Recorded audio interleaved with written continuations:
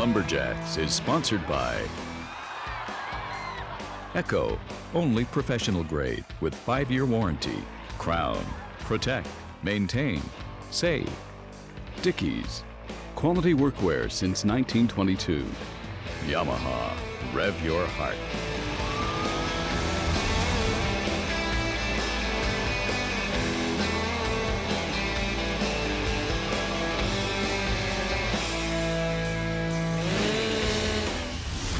We're here in Bath, the heart of potato country here in New Brunswick, and the home of McCain Foods International, the largest supplier of frozen French fries around the world. It's Labor Day weekend, and it's the Trevors Goodine Lumberjack competition, part of a large balloon festival they have here every year, now in its 3rd annual. Hi, I'm Bill Debo with my co-host, Lumberjack sport analyst Rod Cumberland. And Rod, this week, the axe throw competition is one of the ones we're covering. Big money event. It's a $500 first place in that. We've got guys coming from as far away as Pennsylvania and Montreal to lock horns with the New Brunswickers and Nova Scotian PEIers. The guy to watch in that, though, Ryan McIntyre, back from the World Axe Throw Championships in Germany. I expect him to be at the top of the heap in that one. And it's a lumberjack competition, so we've always got a lot of good choppers. The standing block chop is the event we're covering this week as well. Standing block chop, good choppers here in the east, of course. We've got all the regular slate of guys, but the fellow that's really chopping up a storm right now in standing block is Nathan Cumberland, and it'll take a good guy to come out ahead of him.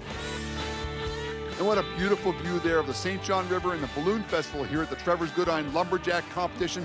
In total, we had over $6,000 available to over 25 competitors in 13 different events. Last week, the cream rose to the top with Marcel, Nate, and Ben battling it out for first, second, and third. Right now, we are heading into the standing block chop. We're going to be showing you the top 5 heats. This first heat, Scott Reed taking on Trevor Schofield. Well, the Lumberjack competitors have opened their axe boxes now, taking out their best razor blades. These are 5-pound razor blades on the end of a 29, 30-inch handle. They're chopping 12 inches around aspen wood here, and may the best man win. And here in Bath, New Brunswick, the stage was put together by Crab Lumber and Tompkinson Company, and Charles McNair and his crew did a great job and put this show together, a very well-attended event, as both guys are now working their way through the first side. You see Scotty Reed's wood, all the little waves in that. That's a really, really tough block. Scotty's drawn a very bad block. It's a tough block. Trevor Schofield, though, he's in the second side already, doing a good job. He's also ran into some tough wood. And for all lumberjack competitions, it's very important for the wood to be consistent, and the competitors get a little bit frustrated when it's not the same for everybody. Yeah, it doesn't matter if it's all really good wood or all really tough wood, as long as it's consistent. That's the key to the game here. As Scotty Reed still beating away at this top block here. Trevor Schofield's done what we call wooded himself. He's into a V already. He's not the whole way through his block, so he's got to widen it out to actually drive this thing off. He's trying to drive it off. Scotty Reed struggling in the backside. Trevor Schofield really frustrated there, trying to chip it out one more time and drive things off. And there it is. Scott Reed just edges out Trevor with a 50.20 by less than a half a second over Trevor. That was a tough race. You and Trevor both got wooded, or it was just tell me about the wood in general. First 2 hits, actually to start the block, I knew it was going to be firm. Have a really twisty block. You can see the really waviness here in the chip. First 2 hits, it barely went in, maybe half an inch. I was just like, this is going to be a long chop. So took my time, and I guess I beat him in the end, but that time won't hold up. So. Well, most competitors, when you go to a show, you know you're chopping 12 inches around aspen. You've got a pretty good idea your time's going to be right around 20 to 30 seconds. When you see times in the first few heats around 50 seconds, you pretty much know this tough wood, especially when you got guys the caliber of Scotty Reed and Trevor Schofield chopping it. Well, we got 4 heats yet to come. Ryan McIntyre, Dave Patrick in his next heat. A good block of wood is going to lower that time substantially as Dave Patrick misses his mark and then repeats it and pulls that chip away. When Dave and Ryan are sitting in the living room watching Lumberjacks TV, they're going to realize that they're really struggling with axe placement. These axes are 7.5 inches wide, and they're not making a good use of using the whole axe to cover the surface of the wood. They're actually putting one swing right on top of the other when they're swinging here. And both guys made their way over to the backside exact same time, except I think McIntyre did a little more homework on the front side. McIntyre trying to drive things off, Patrick taking another chip. McIntyre drives things off and lowers the time to beat down to 29.94, just edging out Patrick. I think you got to be happy with that. You had 14 hits in the front, I think 8 in the back. It was almost textbook. You did exactly what you wanted to do. Yeah, I was pretty happy with that. Like, watched that first heat, and it seemed it was going to be pretty firm wood, so I figured, well, just hit it as hard as I can and try to follow the lines really well. But that turned out to be a decent block, came off pretty easy. Well, you saw maybe the first heat, you saw Trevor Schofield turning on 10 hits. You went 14. You said, I'm going to go a little bit deeper with a wide open face. Exactly, yeah. I was thinking that going in. Like, I'm going to go deep on the front, and hopefully it'll come off clean and back. And it came off like I hit early. I came off on a near hit, I thought I was going to have to put another one. I could hear Nathan in the back saying, take it, take it. I took one swing and almost fell over. I was off balance. It went, so happy with that. Good job, thanks. Thanks, Bill. Well, in this next heat, we have Don Lambert taking on Mike Esch. And if you roll the clock back just 10 or 15 years, these guys would travel to New Brunswick and Nova Scotia and actually take home a fistful of money in the chops. Right now, they're struggling to get in the top 5 because the talent in the East has increased so much in the last few years. Well, you can see it in that last heat how important it is to do your homework on the front side. Now, these guys are a little bit narrower than that wide open face than Ryan McIntyre did in the last heat. Again, it's all about being a better chopper, right? Following your lines. If you don't follow your lines, a lot of the guys that are still inexperienced got to open a little bit wider because they're going to take steps up and they can't beat themselves into the wood before they get to halfway through. These guys, more experienced choppers, can open up a little bit less wide because, of course, they're going to follow their marks and they won't V themselves out. Good job here by Don Lambert, and Mike Esches are getting ready to drive things off. It looks like Mike Esch's axe stuck a little bit there. He's driving things off. He does not lower the time to beat. He struggles to the finish there. Costs him a couple of extra seconds. Mike Esch just edges out Donald Lambert with a 33.82. I think he took about 14 in the front there, but you got to be happy with that front because you went a long way through the front side. Yeah, wood was pretty stubborn in the front. I went with a lot more hits than I was planning on it, but it seemed like it needed it. Now you adjusted in the back a little bit. Then just tell me about the last stroke when you had to take 2 or 3 seconds to take that piece off. Yeah, I went for kind of a big drive in the back. It felt like I had a good front. It came off about when I wanted it to. Just didn't have the near wood quite broken. Had to sit there and peck at that little piece. All I could think of was driving the axe down in the stand. Well, we have a mixed bag of some veteran choppers and a couple of guys who've been in the game for less than 10 years. Ryan McIntyre is leading the way with 29.94 with 4 excellent choppers still to come. Well, we're back here in Bath, New Brunswick at the Joe Trevors and Francis Goodine Lumberjack competition, now in its 3rd annual. It's part of a Labor Day balloon festival here. They got a great crowd on hand here on this beautiful Labor Day weekend.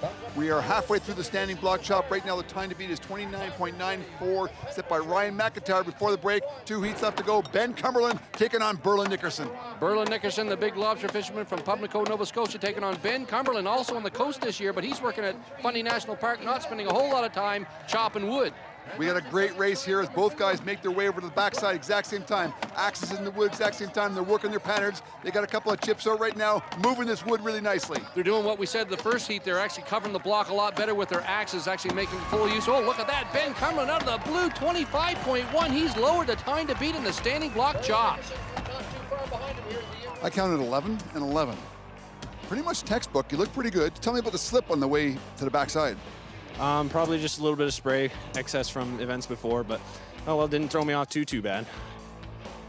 Well, the rivalry continues between Nathan Cumberland and Marcel Dupuis. We saw him in the springboard. We saw him in the single buck. Here they are again, battling each other. 2 Canadian champions in the standing block chop, trying to beat the time of 25.12. Well, Marcel typically has the edge of the underhand chop. Standing block chop, I'd give that to Nathan. As Nathan gets into the small wood already, both guys have nice blocks, and they're making fast use of them. And I think Cumberland was only about 8 or 9 strokes in the front side. He makes his way over to the backside, chip things out. Marcel Dupuis missing his marks a little bit. Nathan, one more chip out. He's driving things off, and there it is. Nate Cumberland wins a standing block chop with an incredible 18.01 seconds. I count 8 and 9. The replay is going to tell us exactly how many, but you got to be pretty pleased with that. It's almost textbook. Yeah, I know the cut went really well. I was very blessed. I haven't been cutting on standing blocks very well at home lately. I've been doing some weird stuff, just not holding my wrist right, and the good Lord blessed me the other day, and the chop went well. Well, our lone American here today finds himself at the bottom of the leaderboard in the standing block chop. Marcel sandwiched between the Cumberland brothers. Nathan's on top with an 18.01. Closed captioning is brought to you by 1867 Confederation Log and Timber Frame, Canada's leader in log and timber frame homes since 1979. This is living. Here we are back in potato country, Bath, New Brunswick for the Trevors Goodine Lumberjack competition, part of a Labor Day balloon festival. We are moving into the axe throw, the women's division of the axe throw. We're going to be showing you the top 2 competitors. This is Alicia Schroeder, and her first throw, a 4 points. A good start for Alicia. Well, before the show started, of course, all the ladies had a chance to throw their axes at a target. We took the top 5 point getters. We're only showing the top 2, but Alicia, of course, was one of those top 5, and here she is in the finals, throwing off. And of course, we score the axe throw 5 for a bullseye, 4 for a ringer, 3, 2, 1. Ooh, as her second throw goes a little bit high. And well, I think Paul Woodland's going to give her 2 points for that. I'd give her a whole lot of points if she could do that again, and actually on purpose. Right now, she has a 2-throw total of 6 points with a 4 and a 2, heading into her last throw from 20 feet out. These double-bitted axes take 1 revolution, and looks like she comes up with a 3 points there. She's going to have a 3-throw total of 9 points. Not sure how long that's going to hold up. well, we got a good axe thrower coming up in Tess Billings, but as you watch Alicia Schroeder, big crowd here. So, of course, that plays in their brain. They got to actually just focus and hone in on the target. Her first throw was a 4. Second throw got away from her here. A little bit less concentration. You see her lift rising up a little bit, and the axe moves high, actually just barely catches the target. This time here, she settles down, releases it again where she wants to, right in front of her forehead. And this one here's in Boomo for a 3. Yes, sirree. That's a boom, all right, as we head into our finalist. Our last finalist, Tess Billings, current student at University of New Brunswick in Fredericton, and an excellent axe thrower. She prides herself on being an excellent axe thrower. Her first throw in, lost it right in there for a 4. Tess Billings come a long way in the last few years. Actually, her chopping's really improved a lot. We probably will see her in the underhand chop here. Right now, though, before she gets her axe out, she's actually throwing her double-bitted one at the target. Good first throw here. She hones in for throw number 2. Ooh, that one barely hangs on to the target. You can see it just wobbling there. The axe has to stay until the judge actually scores it. And that was very close. Right now, she has a 2-throw total of 7 points, and it was very close. I mean, the axe was just hanging in there. And again, the judge judged it, and Tess Billings come out with a 5 in her last throw. Now she's got a 3-throw total of 12 to win the axe throw competition. Okay, so you win the axe throw in finals with 3 other competitors. Just tell me about your strategy in axe throw, what's going through your mind in axe throw. My strategy in axe throw is just basically to stay calm, and I try not to make eye contact with anyone. It's kind of one of my secrets, so I just try to stay calm and kind of stay in my own head and don't let anyone freak me out. Yeah, so axe throw has nothing to do with strength. It's all about between the ears, right? And so just tell me about the fact that you got a good score, enough to beat all the rest. I was really, really happy. There's a lot of really good women competitors out here, so I was thrilled to come first place today. Thanks very much, Tess. Thank you. Once again, at all Lumberjack competitions, the preliminary axe throwing takes place in the morning. Tess Billings made it to the finals along with Susan, Alicia, Cameron, and Caitlin, and she won it with 12 points as we head into the men. Also, the men participated in preliminary competitions. Right now, we're going to be showing a couple of finalists. Ryan McIntyre leading the way. Well, Ryan, actually, he's a Lumberjack competitor, but he's also linked up with Darren Hudson down there at the Timber Lounge in Halifax, Nova Scotia. Let's talk a little bit about the axe throwing and how that's a big rage now. It certainly is a big rage across Canada, around North America, and even in Europe they're doing it. A lot of these places, except for the Timber Lounge in Halifax, a lot of these places are throwing these little 12 to 14-inch handles. They're single-bitted axes, and they're just small little hatchets. Yeah, they're like the tomahawks that the guys are throwing all the time. So knife throwing, tomahawk throwing, axe throwing, man, it's a rage everywhere. Ryan McIntyre packed his double bitter, went down to Halifax, Nova Scotia, became a Canadian finalist, wound up in Germany as he throws another bullseye right here. Good job for Ryan. Winds up over in Germany throwing at the World Championship. So we know he's a good thrower here. Throw of a 12. It's not too bad of a throw, but there's some good throwers coming up. Well, I think Ryan McIntyre got a little bit more confidence, a little more heated up as he went along. He started with a 3, moved to a 4, and ended up with a bullseye. But you can see axe throw as a mental game. You know, it's all about zoning in on exactly where you got to go. Now, he got a 4 points right there because the bit was actually buried into the 3-point scoring area, but the judge gave him a 4 because it actually creased the 4-point scoring area. There's a lot of confidence there in throwing a bullseye to end things off. Doug Armsworthy, he's a student from the Maritime College of Forest Technology. Actually got to start up with me at the Ranger School. Then he went down to UNB, became a champion down at UNB, and whoo, look at that, Dougie Armsworthy throwing a bullseye for his first throw. That's got to give him a lot of confidence when there's $500 on the line. And you can see he throws with a lot of authority there, fires it right in there. Unlike the females we saw a little bit earlier, not throwing a lot of confidence and a lot of looping there. These guys are throwing straight line axes right at the target there. Doug's second throw, he gets a 4. He's got a 2-throw total of 9 points. He looks like he might be able to edge out Ryan McIntyre with a good throw right now. A 4 or 5, he's going to take out Ryan McIntyre. He's leading the way with 12 points. And here he is, Doug lines up. Oh, look at that, last throw, a bullseye. Good for Doug Armsworthy, so that'll give him a 3-throw total of 14. Berlin Nickerson yet to come, though. He's also a good axe thrower. Well, you can see the focus and concentration on Doug's face right there. A lot of confidence right down the pipe with the handle perfectly placed, a 5-point bullseye to start things off, and that confidence often leads to the second and third throws, although this throw, he drifts off a little bit to the right. Not too bad, though. Good in for a 4. That's a solid throw. So 5 and 4 is 9. He knows he's just 1 point off of a perfect throw. Third throw right down the pipe again. Bullseye. So Dougie Ernsworthy sitting pretty right now, but he has his hands full. Berlin Nickerson, the next man up. Berlin Nickerson's been in the finals for the axe throw at most competitions this summer. Just won an overall competition in St. Stephen, New Brunswick, beating out Nathan Cumberland, throwing 3 perfect bullseyes. So Berlin Nickerson, no stranger at all to the axe throw. He's through a 4, so lots of pressure here now to beat Armsworthy. He needs 2 bullseyes in a row. Well, if you look at Berlin's eyes, you can see that he's barely able to stay awake. He drove all night to get here to the Lumberjack competition in Bath, New Brunswick. He was at a show yesterday in Nova Scotia. Looks like a fist pump for our Echo judge, Paul Woodland, giving him a bullseye. Now, if Berlin get a bullseye here, he's going to have a 3-throw total of 14 to tie Doug Armsworthy. And there it is, a 14 points for Berlin Nickerson. Berlin, earlier you were telling me you drove marathon hours to get here. You're at a competition at 9 o'clock last night. Maybe you're just a little bit relaxed here, and which is the exact thing you want to be for axe throw. Well, I think what happened, I just come from a competition which does about 25 events over the last 2 days, which includes distance canoeing and combined with lumberjack sports.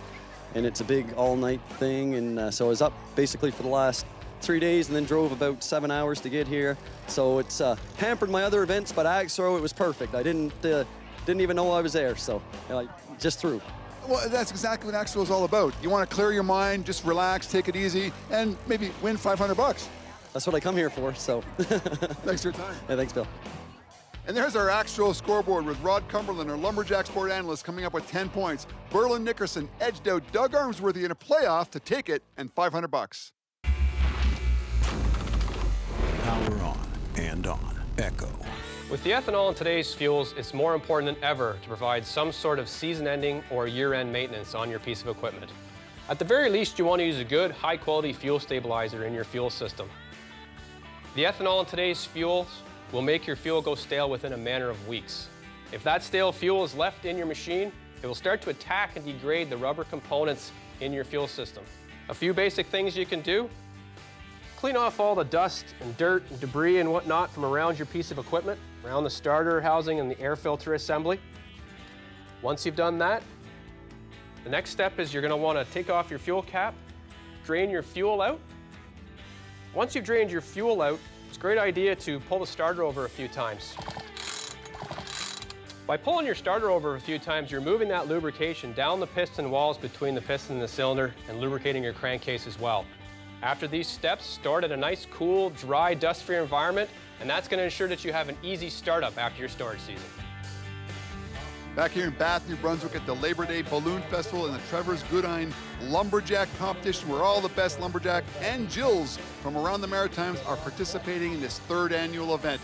We're heading into the women's underhand chop, this first heat. The first heat of 2 is going to feature Cameron Finley taking on Janet Walker. Well, I'm sure the ladies have watched the guys chopping here, know that the wood is a little bit more firm, so they know they're going to have to hit a lot harder than that and be accurate with their swings to get through this tougher wood. Well, most important is that it's fair and equal for all the women participating in the underhand chop here. Janet Walker slips off the block right early in the gate there, picking off wood off her axe there. She slips off twice. That's all going to cost her a little bit of time. Good look here at Cameron Finley's block. It reminds you very reminiscent of Scott Reed's block in the standing block. It has that wavy wood on the outside, so Cameron Finley, bad draw here on a block. She's going to have to take her time, hit nice and hard, as Janet Walker has a pretty decent block. She puts a few drivers in, and Janet is already on to side number 2 in the underhand. It looked like side number 1. She was rather narrow. She's got a big wide open face on the backside right now. As long as she hits her mark, she should do okay. She creeps up towards the 35-second mark. So Janet Walker getting into the small wood here. Cameron Finley just making her change to side number 2. Really struggling with this tough wood. As Janet gets into the small wood, she's going to be thinking about putting drivers in, but she sticks her axe. Nice, smooth, clean lines here for Janet Walker, so she's hitting her marks well. As long as she can keep this pace up to the end, she may get a decent time in the underhand. She's constantly having to go over to the left side, take another chip, and Janet Walker drives things off in just over 55 seconds to set the time to beat here in the first heat of the women's underhand. All kinds of things going on there. Very beginning, you stepped off a couple times, lost your balance. Pieces of wood sticking to your axe. I know, it's not normal for me to lose my balance on my underhand, so that was just kind of threw me off my game at the beginning. So you were taking chunks of wood, but then you had to take a chunk of wood off with your hand. I know, the wood is sticking. It's really tight, grabby, kind of drier. anyway, it is what it is. Well, this is our last heat in the women's underhand chop coming up. 55.5 is the time to beat. We've got Caitlin Carroll from Nova Scotia taking on Kelly Bonus from Prince Edward Island. So this is a good matchup. We see these ladies all the time chopping against one another. Again, two Canadian champions here in the underhand chop. Got to stick with their game plans, hit it hard and hit it fast. And once again, this diameter wood with a good, clean, nice, soft block. The times will be a lot faster. Right now, the women are struggling to get around the 50-second mark. These are firm pieces of wood. Firm piece of wood. Actually, Kelly opened up here to a notch. She actually got around it. She stepped in just a little bit. You can see, oh, and look at that. Caitlin Carroll also opening up to a knot. She wants to hope she actually gets through this and keeps her axe in good shape. As the clock ticks away on these underhand chops here, it's most important these women hit their marks. They have to make the most efficient work with the swings of their axe. No question. See, Kelly Bonus also has a nice block. Caitlin Carroll had that wavy wood in the front of her block. Not so bad here in the back. So Caitlin Carroll should make up for lost time here as Kelly Bonus starts getting into the small wood. A little bit of mishitting there as the women fatigue as they reach the 45-second mark. They're trying to take down a time of 55.5 set by Janet Walker in the first heat. Oh, look at that. Caitlin Carroll, she opened up to two more knots. She actually busts them out. Oh, look at that as Kelly Bonus breaks it off here. She's going to win the underhand chop with a time of 53.8 seconds. And a lot of fatigue in her face. So you were really persistent with that. Caitlin made a turn well in advance of you. You're probably unaware of that, may listen to the announcer a little bit, but just tell me how much you were chasing her. I was chasing her first, and I did hear the announcer say she's turned, and I was just putting drivers in then, so. Well, the wood is real tough here at the Trevors Goodine Lumberjack competition in Bath, New Brunswick, but Kelly Bonus wins it in a slow time of 53.84. And the crown pivotal point today focuses on Nathan Cumberland. He's the anchor man for Team Canada doing the standing block chop, and he's showing all of his power today, taking first place in it here in 18 seconds. And that first place finish allows him to get into a tie with Marcel Dupuis in the overall standings as we head into week 3 next week. Ben Cumberland and Berlin Nickerson still nipping at their heels. And the Lumberjack of the day today focuses on Tess Billings. She's the Lumberjill of the day, taking first place in the women's axe throw and also placing in the underhand chop. And once again, thanks to the many sponsors, all led by Charles McNair here in Bath, New Brunswick, and a great 3rd annual event. Come back again next week when it'll be time for Lumberjacks.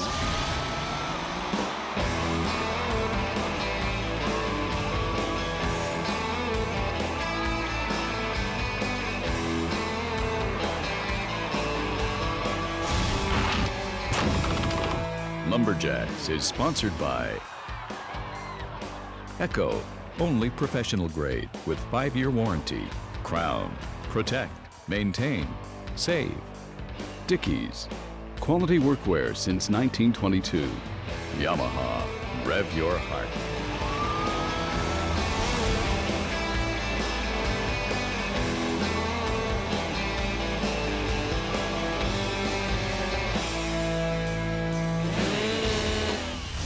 There's lots that goes on behind the scenes in the lumberjack world that actually make these shows happen from coast to coast. On the West Coast, we have the Canadian Logger Sports Association, or CanLog, and they organize the shows into a series out there and actually look after the rules. In the East Coast, we started back in 1990, forming the New Brunswick Lumberjack Association under the leadership of Arnold Dunphy. Now it's morphed into the Maritime Lumberjack Association, and we look after the rules. Most of the competitors are members, and we also have something called a Hall of Fame.